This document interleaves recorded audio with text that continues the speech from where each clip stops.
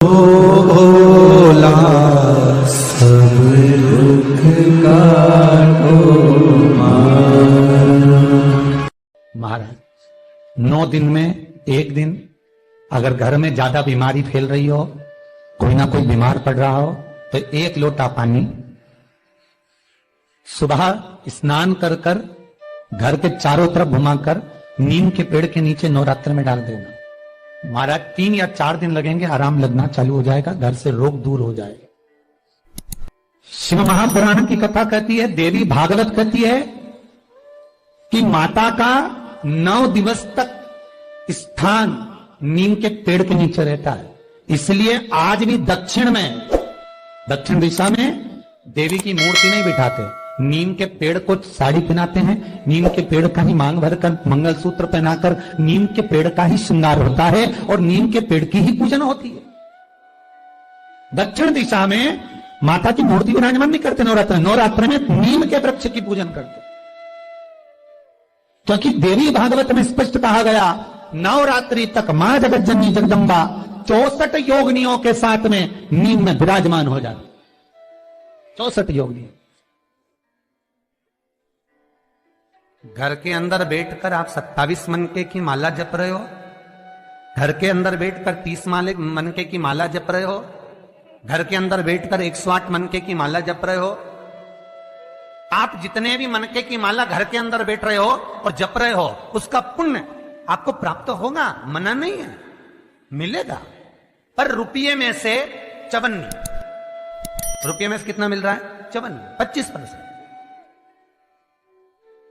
वही माला आप किसी मंदिर में, देवालय में, तीर्थ में जप रहे हो, उसका पुण्य मिलेगा केवल आधा, 50%, मात्र 50।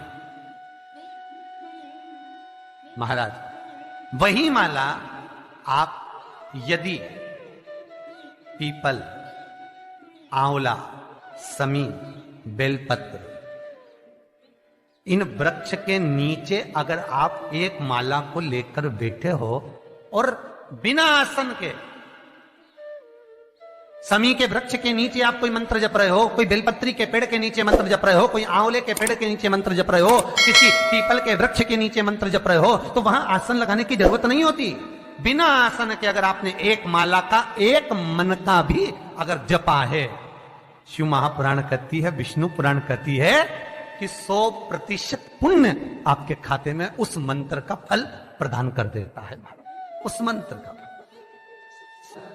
शिव महापुराण की कथा, लिंग पुराण की कथा, विष्णु पुराण की कथा, पद्म पुराण की कथा कहती है कि किसी वृक्ष के नीचे, जिन वृक्षों का गुणगान हमारे शास्त्र करते हैं, जिन वृक्षों का गुणगान हमारी पुराणे करती हैं, उन वृक्ष के नीचे अगर एक मंत्र का मन का भी फेरा जाए तो उसका पुण्य हजारों गुना प्राप्त हो जाता, आप रूप प्राप्त होता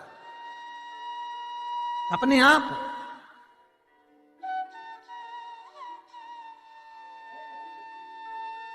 आप जिस पुण्य को करना चाहे, मेरा बहुत निवेदन है महाराज, बहुत प्रयास करा करो, प्रयास करना।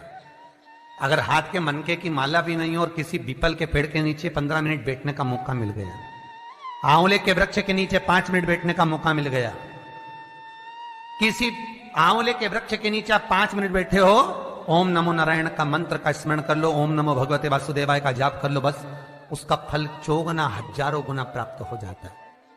शमी के पेड़ के नीचे बैठे हो, श्री शिवाय नमस्तुभ्यम का जाप करिए, 4 गुना फल मिलेगा, 1000 गुना फल। बेलपत्री के पेड़ के नीचे गए हो, ओम नमः शिवाय ओम का जाप करिए,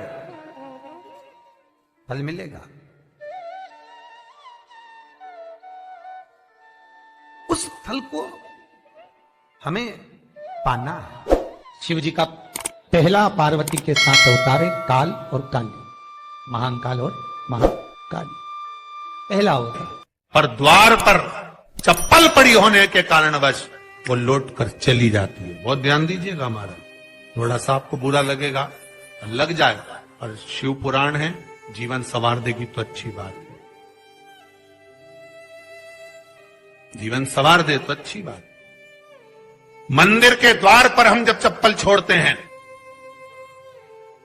जिस मंदिर की चौखट पर चप्पल छोड़ी है, आप जितनी देर आराधना में लगे रहते हैं उतनी देर तक आपकी चप्पल पर जितने लोग लांग कर जाते हैं, जितने लोग लांग कर प्रवेश करते हैं, उसका भी दुख आपके भाग्य में आता चले जाता है। ध्यान दीजिएगा जरा, चप्पल का भविष्य पुराण में पढ़िएगा कभी कि पादुका का महत्व क्या है, पादुका किस ओर उतारना चाहिए, पादुका को कहां रखना चाहिए। स्कंद पुराण कहती है जिस व्यक्ति पर कर्जा बहुत ज्यादा मात्रा में हो जाता है और कर्जा चूकता नहीं है, आप बहुत प्रयास कर लिए, करोड़ों रुपए का कर्जा हो गया, यहां से लिया वहां दिया, वहां से उठाया वहां दिया, वहां से उठाया वहां दिया, तो निवेदन है कभी मौका लगे कर्जा मुक्ति के लिए सारे वृक्षों में अगर कोई श्रेष्ठ वृक्ष माना गया है तो वो बट का वृक्ष माना गया महाराज। इसलिए प्रशासनिक कार्य के लिए, मानसिक टेंशन में,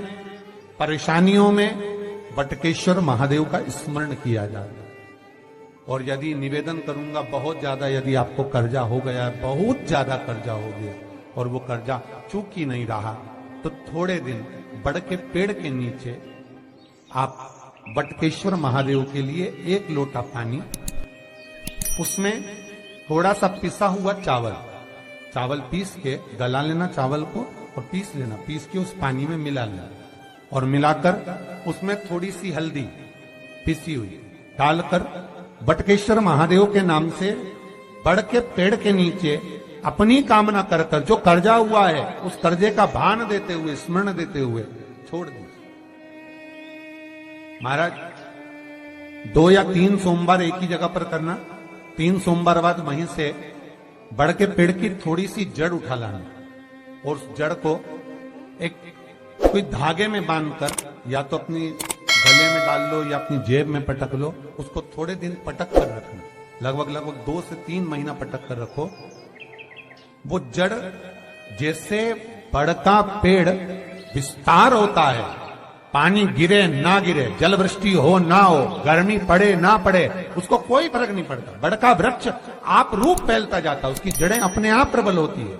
उसी तरह ये बटकेश्वर महादेव कहीं से भी अगर जड़ आपके पास में रखी है 1 महीना, 2 महीना, 3 महीना तक, तो ये जड़ अपने आप लक्ष्मी को पकड़कर खींच कर लाती है और कर्जे से मुक्त कर देती है। बटकेश्वर महादेव का स्मरण सुख का देना हो। बेलपत्री का वृक्ष किसका प्रतीक है? पार्वती का। नीम का वृक्ष किसका प्रतीक है? जगदम्बा का। जिस व्यक्ति को ब्लड प्रेशर की बीमारी रहती हो, ऊपर नीचे ब्लड प्रेशर होता रहता हो, तकलीफ भोग रहे हो, बहुत कष्ट में हो, बार बार पसीना आ जाए शरीर पर, कुछ ना करिए, 1 लोटा पानी भरो, 7 पत्ती नीम की डालना, खाई की डालना, नीम, कड़वी नीम, मीठी नीम नहीं, कड़वी नीम, और साथ उसमें बेलपत्र डालना। जिस व्यक्ति का ब्लड प्रेशर हाई हो, लो हो, उसके कमरे में उसको प्लेट से ढककर रख देना। सुबह स्नान कर वही व्यक्ति जिसका ब्लड प्रेशर ऊंचा नीचा होता है उसको शिव जी को समर्पित करना। शिव को चढ़ाकर उसी का पानी 7 बार उसी स्थान पर ग्रहण कर लेना। व्यक्ति का ब्लड प्रेशर बराबर हो जाता है। मात्र लगभग अगर सोमवार कर रहे हो तो 11 सोमवार करो, प्रतिदिन नियम से कर रहे हो तो 15 दिन कर लो, उसमें बराबर। फिर कभी जिंदगी में ब्लड प्रेशर की बीमारी चली ही जाती है। कोई बरसाती मेंढक मत बनना रे, बरसात आती है तो मेंढक बहुत सारे इकट्ठे हो जाते हैं, टर करते हैं। कई लोगों की आदत होती है, सावन का महीना आया तो मंदिर में भीड़, शिवरात्रि आई तो मंदिर में भीड़। हमें बरसाती मेंढक नहीं बनना कि सिर पे त्रिपुंड लगा लिया, गले में रुद्राक्ष की माला पहन ली, चोला बदल लिया, कपड़े बदल लिए और कपड़े बदलकर साधु संत बनकर, सन्यासी बनकर, तपस्वी बनकर छल करने के लिए, निंदा करने के लिए, बुराई करने के लिए, चुगली करने के लिए, अपशब्द करने के लिए, लोगों को घाटा पहुंचाने के लिए, लोगों के पांव खींचने के लिए बैठ गए। ये नहीं बनना हमको, हमें बरसाती मेंढक नहीं बनना। भगवान की कथा कहती है शिव को पाने के लिए कपड़े बदलने की जरूरत नहीं पड़ती, शंकर को पाने के लिए कलेजा बदला जाता है और शिव सांस ले जाता है।